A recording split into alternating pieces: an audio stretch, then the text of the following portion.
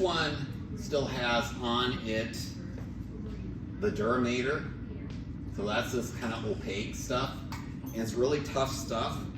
You try to stick your finger through it, it's not very easy to do. So it's really, really durable. So that's that outer layer. And you can see I can lift it up. Okay, now you can see. I can lift it up very easily. And the reason for that is that's where the cerebral spinal fluid would be. That would be my subarachnoid space. And actually, right, you see that little thread? Oh, it just moved. It was connected right there. The thing that's jiggling around there. That would have been one of the fibers of the arachnoid, okay? And then where the blood vessels are, those are kind of embedded into the pia mater. So the pia mater is basically the shrink wrap over the brain, okay? Now on this, you can see this really kind of white, very opaque area there. That is going to be a dural sinus, and that's where blood is going to return after it's circulated in the brain to return it to the bloodstream. So that's kind of what's there. And that's also going to be the meninges that insert themselves deep into that separation between the two cerebral hemispheres, okay? So right where this is, that would be where my cerebral fissure is, okay? Right here, you can see this T intersection. So this white area here, that would be where we would find that transverse fissure, all right? If I flip this over on this underside, right there is going to be the pituitary gland. Now, the stuff that we have sitting in here, so this right here, this bony stuff, if I was to clean that up, you'd see embedded in it would be the olfactory bulbs. So this is in the area where the cribriform plate is. That was just kind of extracted with it. These right here are the basically the back side of where the eyeballs were. And so my optic nerve would be sitting right there. And this one, same thing, optic nerve would be right there. So what we normally do, or what we have in the past, is we then remove this and we go through the dissection, you know, looking at the underside of the meninges, and then doing our longitudinal sagittal section as well. So the next thing I'm going to do is I'm going to look at the one that has the meninges removed, but it hasn't been cut yet, so that we can find these external structures first. So as I do this, you definitely can see the hills and the valleys, right? So the little indentations, those are going to be the sulci, and the bumps are going to be the gyri. You can definitely see there's a line of division right there, and that would be my cerebral fissure. It's also called longitudinal fissure, same thing.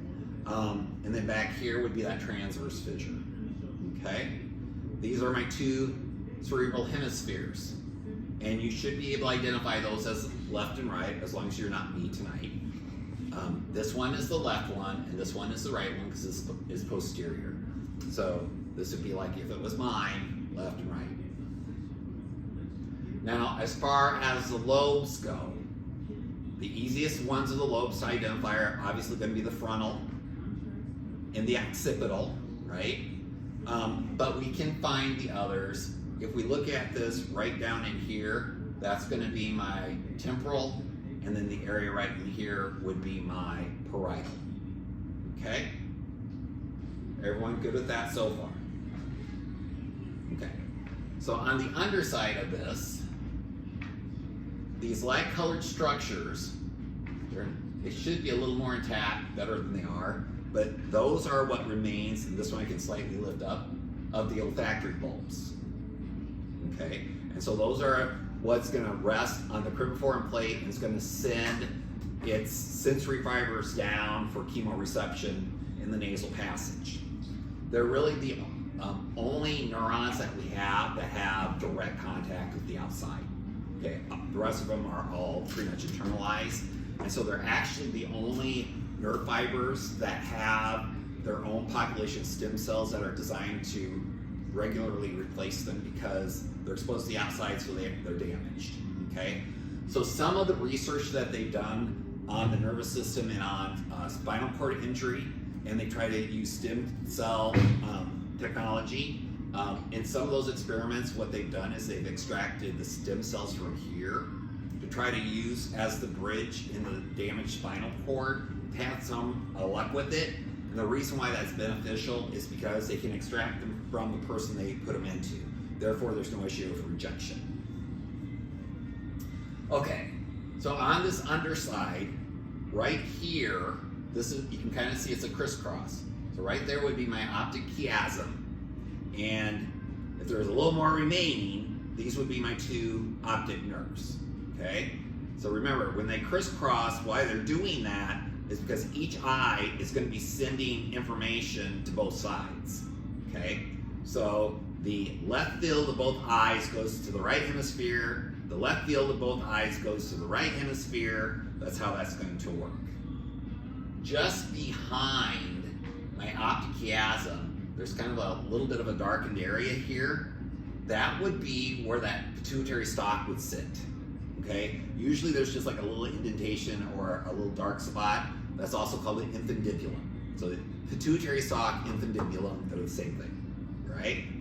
And then just below that, see if I can identify it well for you.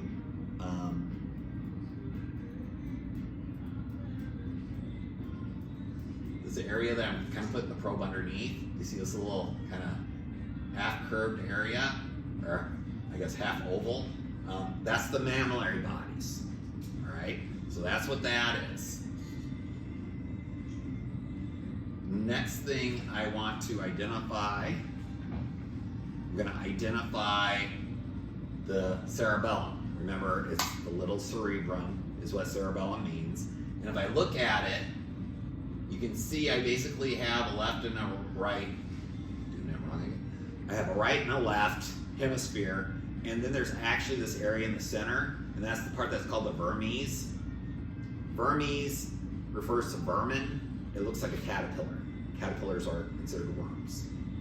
So vermes, that's what that would be. Okay? So what else can we see externally? Well, we can identify the brainstem, okay? And the brainstem has three parts to it. The main, or I should say the rear part of it, posterior part, is right here, and that would be the medulla oblongata, okay? And then you can kind of see a subtle line right here, and then there's this kind of rounded area here. That would be the pons. This next area here would be the midbrain. And with the midbrain, there are the cerebral peduncles.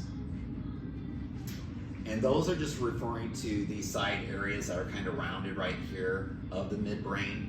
So these areas right here.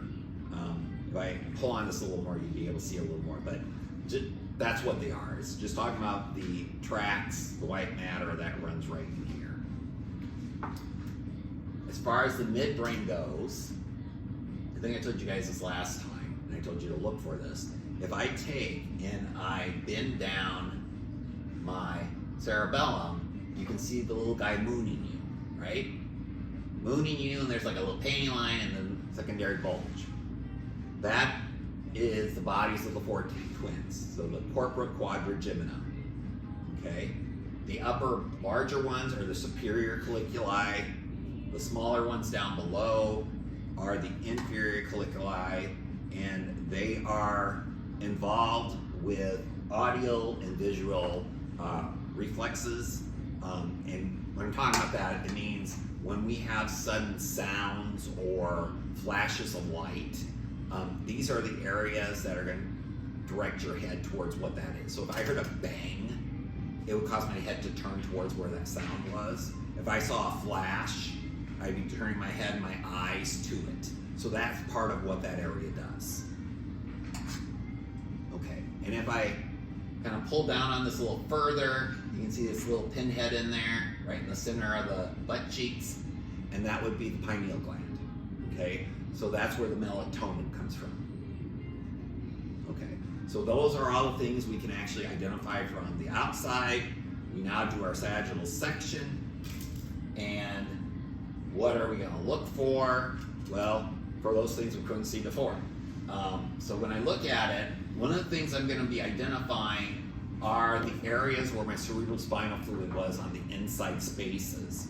And so right here, this is one of those spaces, and that is going to be my right ventricle. Okay? And if I had the other half be my left, it's left and right lateral ventricles. Okay? So right lateral ventricle. And that ventricle, its roof, is going to be made up of this white matter here, which is the corpus callosum. So that is the tract that allows for my right and left hemispheres of my cerebrum to communicate and to merge information from both sides into one coherent impression or picture. Okay? If that's severed, then your two sides work independently and it causes difficulties learning because you're not getting the full, panoramic effect. On the underside of this right here, that's the fornix. And the fornix is going to be used, and it's part of dealing with memories. So it is also part of the limbic system. Often when we look at this, we'll find, it's on the other half, you would see that the pineal gland would be sitting right back here. It's not on this half, so we can't really see it. When I'm looking at this, this right here is my medulla oblongata. This area right here, because you can see a little bit of the bulge there, that would be my pons, which means right here would be my midbrain, and just anterior to my midbrain, you can see kind of a little subtle circle here. You see that? That's the thalamus. And above that thalamus is another space. That's the third ventricle. So the third ventricle kind of encircles that area. And that's the thalamus. Here's my optic chiasm right here. So that makes the area that sits between those two my hypothalamus. Okay? And right here would be where my pituitary stalk would be. Right back here, those are the right halves of the corpora quadrigemina. So this is the upper bulge, so that'd be the superior, this would be the inferior. The fourth ventricle, that is going to be the space that sits right in here. So all the fluid is going to travel around here, and all of those ventricles, now this one's pretty much cleaned up. I'm not seeing a good example, dang it. I guess someone thought it was gross, but a lot of times you'd find some kind of brownish material inside each one of those. Those are the blood vessels that actually create the cerebrospinal fluid. All right, so that's really what all four of those areas are. They're the areas, they're the source of cerebrospinal fluid. And then from there, it exits and circulates around the central nervous system on the outside and on the inside. So right down here, I don't know if you can see it, it's very subtle, but right here, there's a little line, kind of a shadow. That's that central canal of the spinal cord. So this is right where the spinal cord begins. My cerebellum.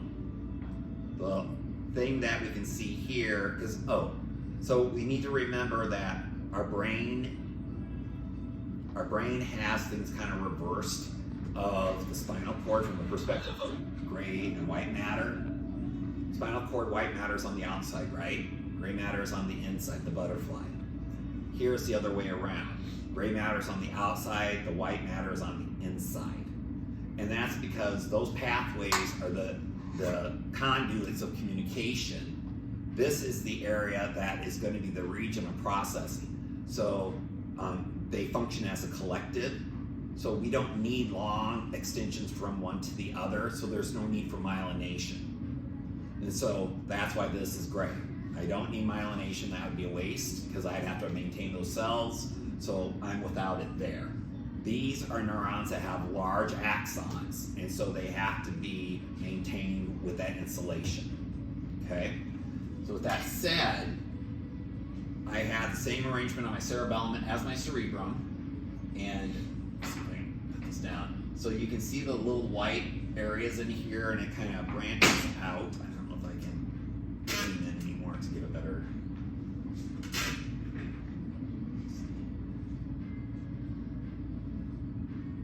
Okay, so when you look at this, the white matter is all in here, but then you see these little branches, and the branches have like these little hair-like, they're kind of feathered at the edges. Those areas where it's feathered, that's the part that's called the arborvitae. So yeah, so in general, just say the white matter of the cerebellum is the arborvitae. I think I hit pretty much everything. Any questions about that? Does it make sense?